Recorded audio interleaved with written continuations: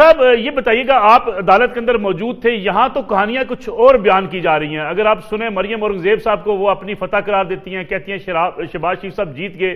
दूसरी तरफ शहजाद अकबर साहब और शहबाज गिल साहब जो कहते हैं, वो कहते हैं अभी ट्रायल होना बाकी है और जब लंदन की अदालत का फैसला आएगा, अंग्रेजी में आएगा, तो अंग्रेजी में बेइज्जती होगी शरीफ फैमिली की। आप अदालत के अंदर मौजूद थे, हुआ क्या, एक्चुअल पोजीशन क्या है? देखिए, नसरुल्लाह मलिक साहब जो पॉलिटिशियंस है उन्होंने अपनी अपनी बात करनी है और अपने अपने हिसाब में तकरीबन सब ठीक है, लेकिन मैं आपको वो बताऊंगा जो कोर्ट के अंदर हुआ। जी जी। और ये था राउंड 1, जो डेफेमेशन का जो केस है शहबाज शरीफ का डेली मेल और डेविड रोज के खिलाफ, उसका ये पहला राउंड था।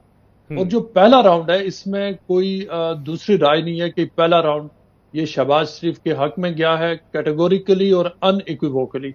कोर्ट में देखें, केस ये था कि ये जो कल जो एप्लीकेशन गई थी कोर्ट में कि पहले जो एक्चुअल जो ट्रायल है, उस ट्रायल से पहले जो डेली मेल ने ये कहा था कि मीनिंग का ट्रायल होना चाहिए, कि डेली मेल का मौकफ ये था कि हमने डेफेमेशन नहीं की। लेकिन शाह साहब मुझे आपको एक सेकंड के लिए यहाँ पे रोकना। शाह साहब, डेली मेल जो इतने बड़े इल्जामात लगाए मनी लॉन्ड्रिंग के, किक बैक्स के, करप्शन के, और फिर खासतौर पर DFID के अंदर से पैसे जिस तरीके से चुराए गए, ये बातें की गई, क्या डेली मेल ने इस बात से इनहराफ किया है, वापसी की है कि उन्होंने हद तक नहीं की? देखिए, अगर आप मुझे 2 मिनट्स देंगे मैं आपको पूरी बात बता दूंगा। जी जी ठीक है, चूंकि ये इस तरह नहीं है कि मैं 2 सेंटेंसेस में आपको बता नहीं सकता। डेली मेल का यही केस था, जो केस फिर डेली मेल गया कोर्ट में। जस्टिस सर मैथ्यू निकलन के सामने ये कल केस पेश हुआ और डेली मेल ने वहां पे, मैं आपको बताऊं कि हुआ क्या वहां पे। वहां पे डेली मेल ने जो जस्टिस थे सर मैथ्यू निकलन, उनको ये कहा कि हमने जो आर्टिकल छापा था शहबाज शरीफ पे, उसके ऊपर हमने मनी लॉन्ड्रिंग, किकबैक्स, कमीशन और करप्शन के एलिगेशन नहीं लगाए। प्लस उनका जो वकील है, मैं आपको कोट अनकोट बता रहा हूं, ठीक है, उसने कहा कि आई कंसीड, आई एडमिट कि शहबाज शरीफ जो मनी लॉन्ड्रिंग, किकबैक्स और करप्शन, ये इस किस्म के उनके ऊपर उन्होंने कहा कि हमने एलिगेशन ना सिर्फ लगाए, बल्कि उन्होंने कहा कि इंपॉर्टेंटली कि हमारे पास एक्चुअल एविडेंस है ही नहीं इस बारे में कि उन्होंने ये सब कुछ किया है। तो फिर जज ने क्वेश्चन किया कि आप बताएं कि ये जो आर्टिकल छपा था ये क्या था।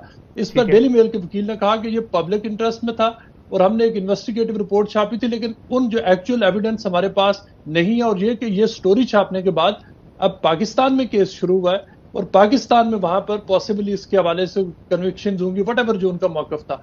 जज ने कहा कि आप उन कन्विक्शन को छोड़े, आप बताएं जो आपने यूके में जब छापा था उस वक्त क्या एविडेंस था।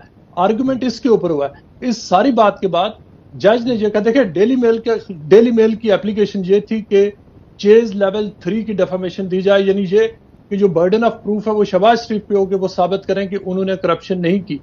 जज ने ये डिटर्मिन किया कि चेज लेवल 1 शहबाज शरीफ ने इन टोटल 12 पॉइंट्स उठाए थे। 12 के 12 पॉइंट्स पे जज ने ये कहा कि शहबाज शरीफ का ये जो उनका ख्याल है कि उनकी डेफामेशन हुई है।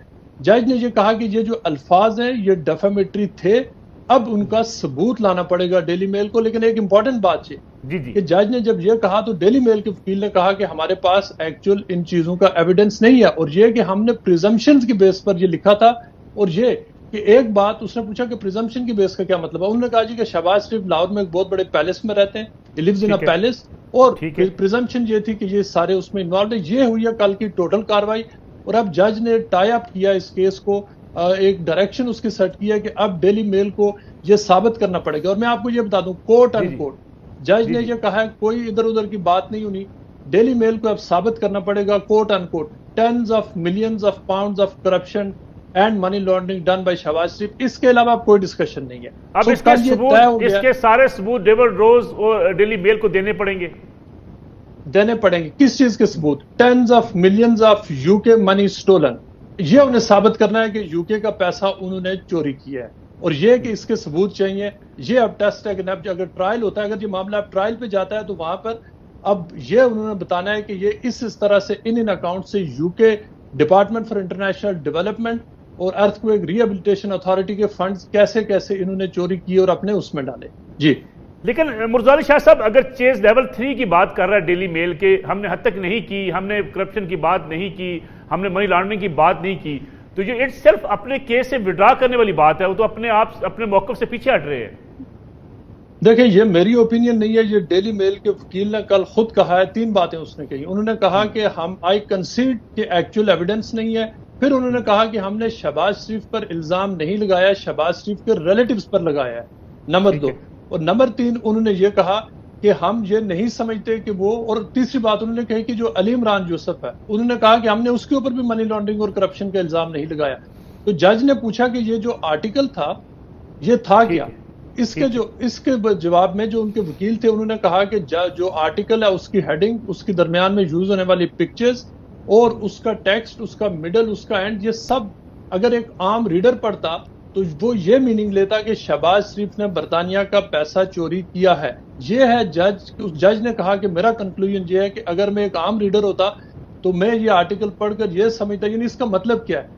चेज लेवल 1 का मतलब यह है कि उसने अखबार को कहा कि आपने शहबाज शरीफ को करप्शन का गिल्टी करार दिया है। आपने ये नहीं कहा कि हमें शुबह है या शक है, आपने कहा है कि आपने करप्शन की है। अब आप वो सबूत लाएं कि tens of millions of UK money है वो आपके वो चोरी हुई है। अब ये टेस्ट जज ने सेट किया है। गुलजार शाह साहब, क्या कुछ बातें ये भी है कि आउट ऑफ कोर्ट सेटलमेंट कर सकता है अखबार, क्योंकि अब अखबार को सबूत लाने पड़ेंगे। आपको क्या लगता है ये 19 तारीख तक बड़ी अहमियत करार दी जा रही है? मियां वहीद साहब ने कहा बड़ा अहम है ये 19 तारीख तक, क्या क्या प्रोसीडिंग होगी अब आगे?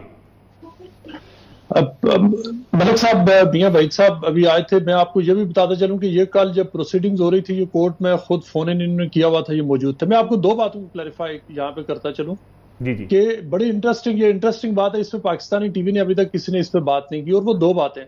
एक तो ये कि जो शहबाज शरीफ का डिफेंस है, इंटरेस्टिंगली वो पीजे मीर साहब कह रहे थे कि डिपार्टमेंट फॉर इंटरनेशनल डेवलपमेंट ने वो फंड्स के हवाले से बात की, और ये कि अगर सबूत नहीं तो छापी क्यों।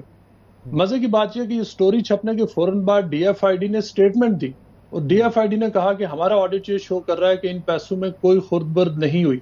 और वो डीएफआईडी की उस स्टेटमेंट को जो कार्टर रॉक लॉयर्स हैं वो एज अ डिफेंस यूज कर रहे हैं। और अगली बात बहुत इंटरेस्टिंग सुने, 1.5 साल पहले शफकत महमूद साहब लंदन में आए और उन्होंने प्रेस कॉन्फ्रेंस की। वहां उनसे पूछा गया कि उनका क्या ख्याल है कि क्या डीएफआईडी के पाकिस्तान में फंडिंग पे वो करप्शन हुई। वो उस वक्त पाकिस्तान तहरीक इंसाफ के मिनिस्टर थे, आज भी मिनिस्टर हैं। उन्होंने कहा कि डीएफआईडी के फंड्स में पाकिस्तान में करप्शन नहीं हुई। उस स्टेटमेंट को जो शहबाज शरीफ के वकील हैं वो भी एज अ डिफेंस इस केस में यूज कर रहे हैं। तो ये 2 बातें। अब जो वहीद साहब ने कहा था, हाँ, अब ये जो डिटर्मिनेशन आई है, जो जज ने रूलिंग दी है, इसके बाद अब देखिए अब सारे मतलब जो प्रोसीजरल मैटर्स बहुत सारे होने, लेकिन अब जो मेन जो अब फैसला करना है वो अब डेली मेल को करना है। क्योंकि जो वहीद साहब आपको बता रहे थे कि लेवल 1 जो चेज लेवल 1 आया है ना, इसका पूरा डेली मेल के ऊपर है कि उन्हें एक एक जो इल्जाम है वो साबित करना पड़ेगा। ये हेरसे की बात नहीं है कि मतलब हमने सुना था या हमें प्रिजम्पशन, अब उनको ये साबित करना पड़ेगा। अब उनको ये उससे पहले देखना है कि क्या वो फुल ट्रायल पे जाएंगे, जो कि 2 से 3 वीक्स तक एक जज के सामने लग सकता है, तकरीबन 1 साल उसमें लग सकता है, 8-9 महीने लग सकता है। अब उन्हें फैसला करना है कि क्या वो उससे पहले सेटलमेंट कर लें। सेटलमेंट की मुख्तलिफ फॉर्म्स हो सकती हैं। वो कहें कि हम ठीक, हम आर्टिकल हटाते हैं, आपके वकला की फीस देते हैं और आपको जो डेफामेशन की कॉस्ट है वो देते हैं, माफी मांगते हैं और इस मामले को यही खत्म। एक ये सिनारियो है, और इसके अंदर रहते हुए दोनों साइड्स अपनी अपनी वो चीजों को उस हवाले से निगोशिएट कर सकते हैं। लेकिन ये फैसला अब डेली मेल को फंडामेंटली करना है कि वो इस हवाले से क्या पोजीशन लेने जा रहे हैं।